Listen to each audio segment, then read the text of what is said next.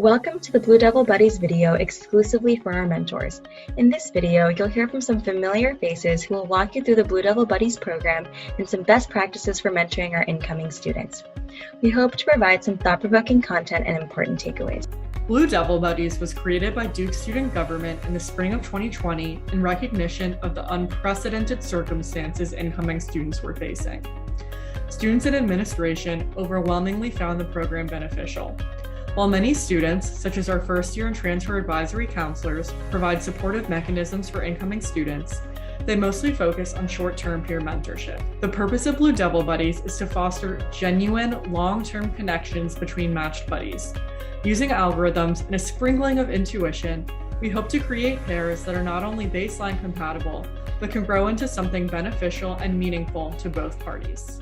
Each of you has a unique opportunity to impart key insights about the collegiate experience and make a significant and long-lasting positive impact on someone's Duke experience. This can and will make all the difference for your mentee as they acclimate to Duke, which for many can be an unfamiliar and challenging environment at first.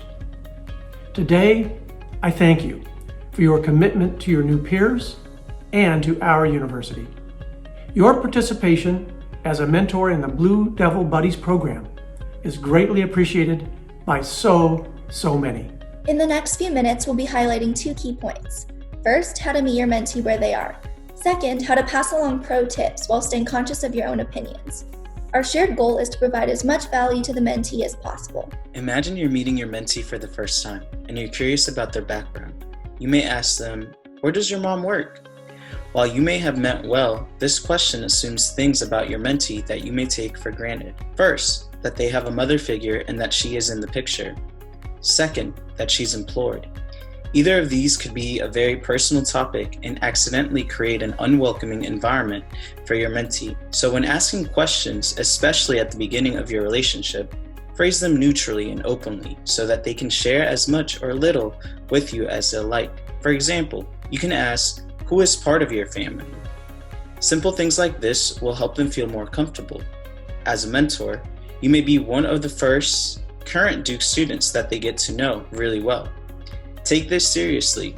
It has the potential to get them really excited about Duke or get them really worried about the start of their first year. For a lot of students, this is an opportunity for them to break out of their old identities and be their more authentic self. You can help them do that by meeting them where they are at. In your time at Duke, think about the things that upperclassmen or peers gifted you.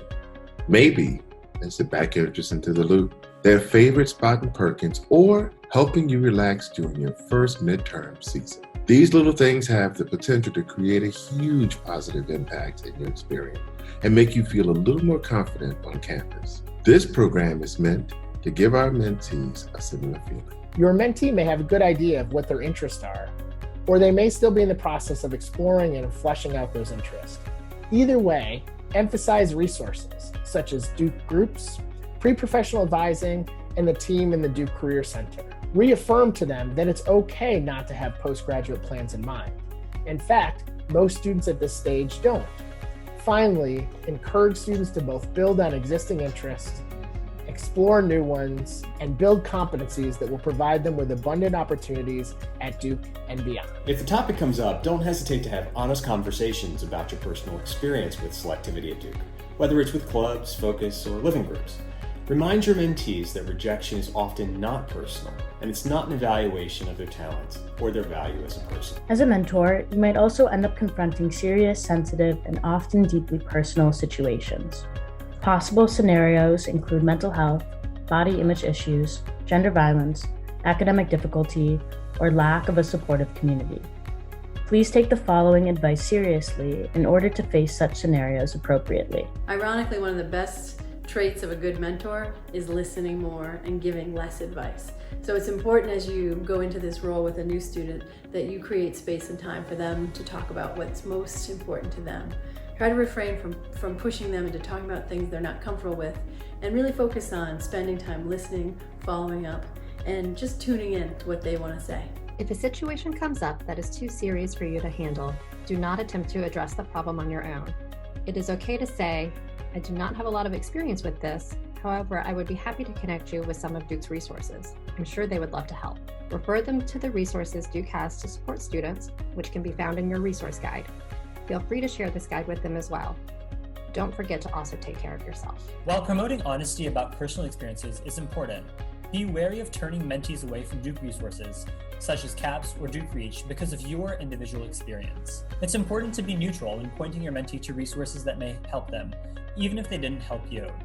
Duke Reach and CAPS are great starting points for referring your mentee to more resources. For urgent concerns, call the Duke Police, your RA on call, or the Dean on call. For off-campus emergencies, dial 911. If you're aware of a Duke student who has experienced or perpetrated sexual or gender-based harassment or violence, you can contact the Women's Center or Duke Reach for support.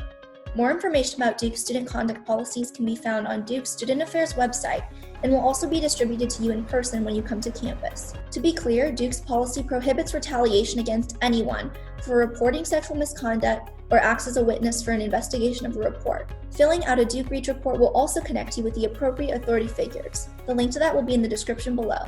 Remember, it's important that you make sure your mentee is safe. You're a trusted mentor to them. Be sure to act as such. Now let's go over some possible scenarios and solutions. Let's say your mentee comes to you and says they feel completely overwhelmed. They're missing their hometown and their friends, they're finding it hard to get out of bed, and they barely have enough energy to do anything. First, listen to your mentee and what they're saying. Sometimes a shoulder to cry on or a sympathetic ear is all that someone needs. Refrain from making your own diagnosis. If it's helpful, you can share your own experience, but be mindful that oftentimes they just want someone to talk to, not necessarily to get advice from.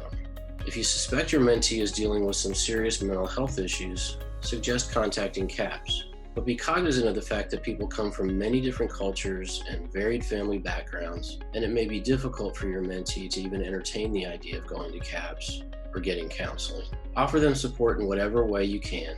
If the situation is very serious, contact Duke Reach. Blue Devils Care is another resource you can always refer them to. It's likely that your mentee will come to you with questions about academics. Let's say they feel they are struggling with a difficult class. They might be disappointed that they don't know how to perform well academically. It might be the first time they've ever struggled with school. Reassuring them is a great place to start. It's important to let them know that their grade in the class is not indicative of how smart or talented they are. One struggle does not define them or indicate their ability to succeed. Let them know that first years often struggle making this adjustment and that they are far from alone. Imposter syndrome is a very real feeling, but remind them that everyone who is at Duke belongs here. Referring them to the Academic Resource Center is another great step. At the ARC, they will have access to learning consultations, peer tutoring, and study groups. Making an appointment with a learning consultant is extremely helpful. They can get strategies for effective time management, balancing their study, work, and extracurricular activities, taking notes effectively, and more. It's no secret that social life can be a large part of someone's Duke experience. Your mentee may come to you eager about things like how to have the best experience.